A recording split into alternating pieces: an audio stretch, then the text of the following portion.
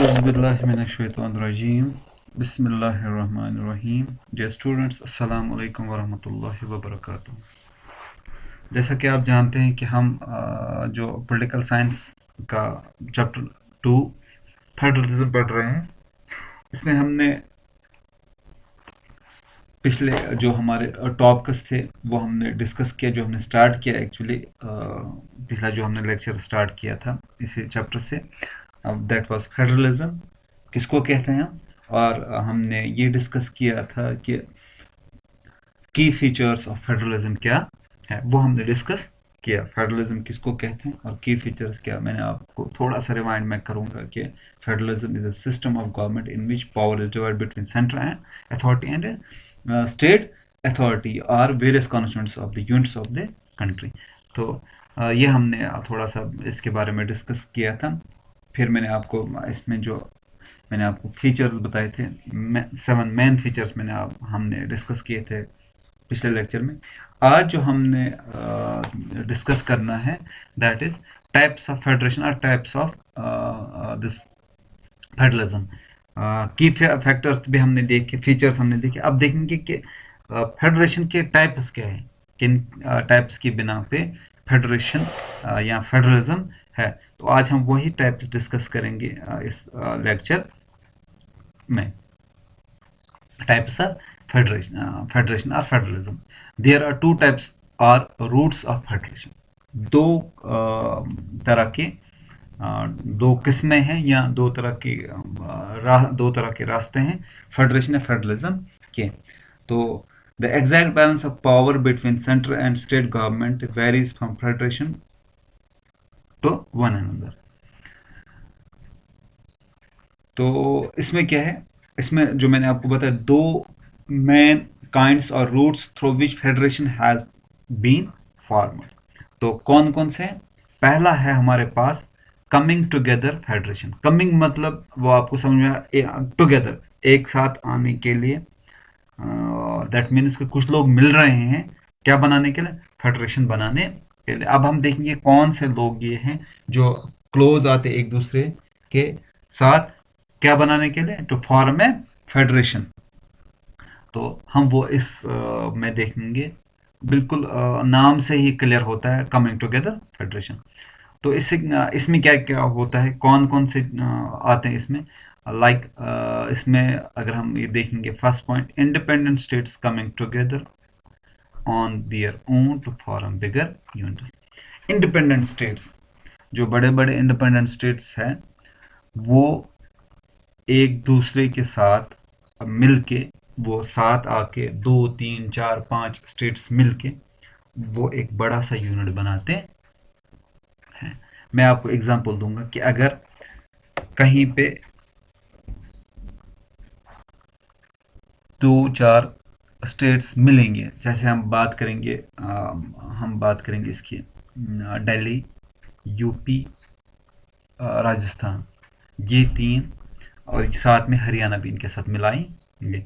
ये 4 स्टेट्स मिलके एक यूनिट बनाएंगे। कैसे? साथ मिलके ये बनाएंगे एक यूनिट, एक बनाएंगे।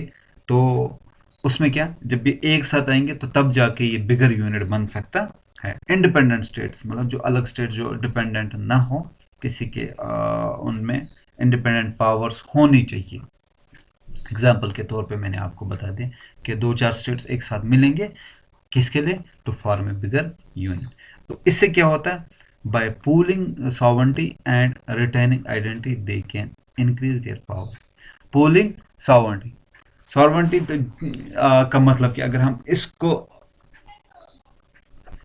इसका जो लफ्जी माने दैट इज खुद मुख्तारी, वो अपनी खुद मुख्तारी छोड़ देते हैं, इंडिपेंडेंस छोड़ देते हैं, लेकिन आइडेंटिटी वो क्या करते हैं? रिटेन करते हैं। सॉवर्निटी वो छोड़ देते हैं, आइडेंटिटी वो रिटेन करते हैं। किस लिए? To increase their security. अगर मैं आपको एक बात बताऊं कि ये 2 3 स्टेट्स मिलके उनमें जो इंडिपेंडेंस होता है, अब वो इंडिपेंडेंस नहीं रहेगा, क्योंकि अब 3 मिलके then it will be mingle of 3 और 4 स्टेट्स। अब वो सॉवर्निटी नहीं, वो खुद मुख्तारी नहीं रहेगी उनके बीच में। वो जो चाहेंगे खुद इख्तियारी अब नहीं चलेगी, क्योंकि अब उनको मशवरा करना है, बाकी जितने भी स्टेट्स के साथ वो मिले होंगे उनके साथ उसको मशवरा करना है। तो दैट मीन्स वो सॉवरेनिटी को छोड़ उसको कुर्बान करते हैं, लेकिन अपनी आइडेंटिटी को वो बरकरार रखते हैं। से कि वो 3-4 मिलके, लेकिन अपनी आइडेंटिटी हरियाणा हरियाणा ही रहेगा, दिल्ली दिल्ली ही रहेगी, पंजाब यूपी यूपी ही रहेगा, बिहार बिहार ही रहेगा। सॉवरेनिटी उसमें वो खत्म हो जाए, लेकिन आइडेंटिटी बराबर वो अपने आइडेंटिटी को लेके बात करें कि यहाँ छोड़ दीजिए, हम स्टेट्स को छोड़ के हम बांग्लादेश, इंडिया और नेपाल की बात करेंगे। ये तीन मिलके सॉवरेनिटी छोड़ के, लेकिन क्या करेंगे, अपनी आइडेंटिटी बराबर रखेंगे, जो भी काम करेंगे अपनी आइडेंटिटी बरकरार रखेंगे। इससे उससे क्या होगा, उससे क्या होगा, उससे इंक्रीज हो जाएगा उनकी सिक्योरिटी, उनकी इंक्रीज हो जाएगी, क्योंकि उनका जो सिक्योरिटी पावर वो ज़्यादा डेवलप हो जाएगा, वो ज़्यादा इंक्रीज हो जाएगी। States usually have equal, next जो हमारा है, states usually have equal powers and strong federal government. तो इस प्रोसेस में जो है उसमें क्या है कि स्टेट्स जो है इनमें इक्वल पावर्स होते हैं, इनके इक्वल पावर्स होते हैं, हर एक को अपना अपना पावर बराबर रहता है, उसमें किसी ऊपर नीचे नहीं होता। They are all treated equally. तो एग्जांपल्स अगर हम बात करेंगे यूएस से, Switzerland and Australia examples of coming together federation, क्योंकि आपको यूएस से यूनाइटेड स्टेट्स ऑफ अमेरिका, इसमें बहुत सारे स्टेट्स मिलके एक उन्होंने एक नया नाम बनाया है, that is United states of America, सब मिलके उन्होंने वो बनाया। तो ये ऐसे एग्जांपल्स है, कौन से, coming together federation. Coming together federation में अब थोड़ा सा फिर से मैं रिवाइंड करूंगा कि इसमें क्या है, इंडिपेंडेंट स्टेट्स एक साथ आएंगे मिलके, अपनी जो सॉवरेनिटी है उसको वो छोड़ देंगे, लेकिन अपनी जो आइडेंटिटी उसको बरकरार रख के, क्योंकि सिक्योरिटी उनको बढ़ानी है। और नेक्स्ट क्या है कि फेडरेशन जो पावर्स होते हैं वो इक्वली डिस्ट्रीब्यूट किए गए होते हैं, किन में, स्टेट्स में डिस्ट्रीब्यूट किए गए हैं। तो अब जो हमारा नेक्स्ट है that is holding together federation holding together. Federation already है, दैट मीन्स फेडरेशन ऑलरेडी, अब उसको होल्ड करना है। अभी जो हमारा लास्ट था वो कमिंग टुगेदर था, अब यहाँ पे होल्ड, दैट मीन्स कि there is federation but we have to grip it, we have to hold it, we have to control the federation, but our the federation is we have to control it so that we can control the area we have occupied or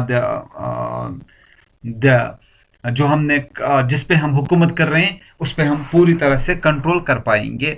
तो उसके लिए कुछ provisions है, कुछ तरीके हैं जो जिसकी वजह से हम ये कर सकते हैं। अगर हम देखेंगे, large country decide to divide the power between the constituent states and the national government. तो जो बड़ी बड़ी कंट्रीज हैं उन्होंने क्या डिसाइड किया, जो उनके स्टेट्स हैं उनमें वो पावर डिस्ट्रीब्यूट करें, उनमें वो पावर्स डिस्ट्रीब्यूट करेंगे।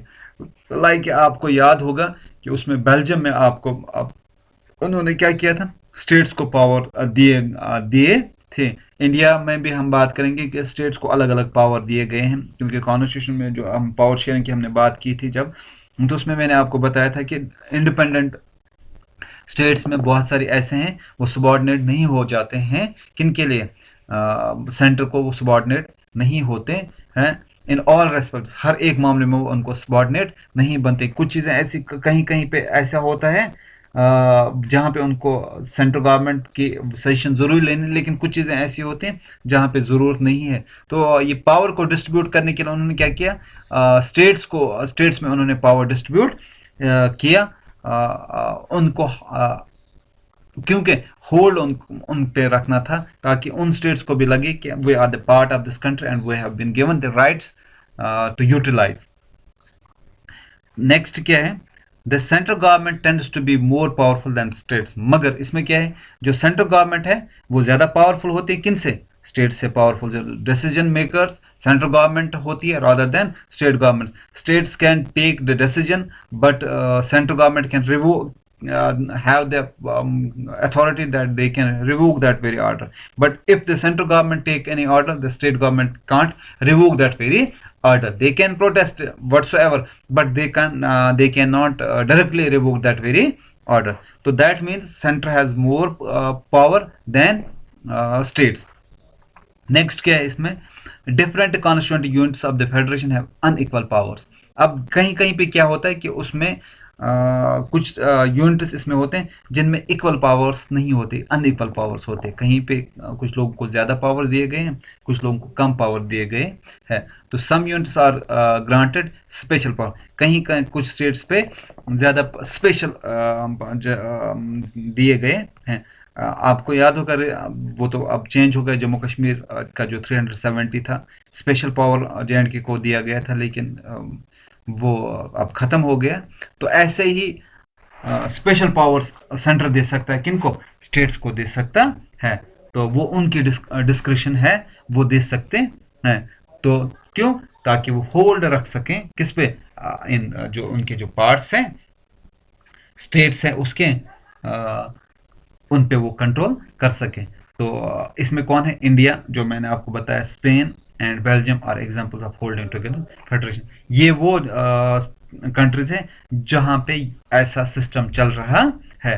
तो अब आपको क्लियर हो गया कि लार्ज कंट्री वो क्या कहते हैं, पावर डिवाइड करते हैं किन में, कॉन्स्टिट्यूएंट स्टेट्स में. सेंट्रल गवर्नमेंट को ज़्यादा पावर होता है किन से, स्टेट्स से. इसमें क्या होता है, उसमें फेडरेशन में जो पावर होता है वो अनइक्वल डिस्ट्रीब्यूट होता है. कुछ स्टेट्स को क्या होता है, स्पेशल पावर दिया गया होता है. तो आई होप कि अब आपको समझ में आया होगा कि हमने क्या क्या डिस्कस किया, होल्डिंग पावर, और हमने कमिंग टुगेदर फेडरेशन हमने डिस्कस किया. तो नेक्स्ट जो हमारा इंशाल्लाह टॉपिक होगा, that will be what makes the India A federal country. Union list है, स्टेट लिस्ट है, कंकरेंट लिस्ट है, वो हम डिस्कस करेंगे इंशाल्लाह नेक्स्ट लेक्चर में. तब तक के लिए आप मुझे इजाज़त दीजिए.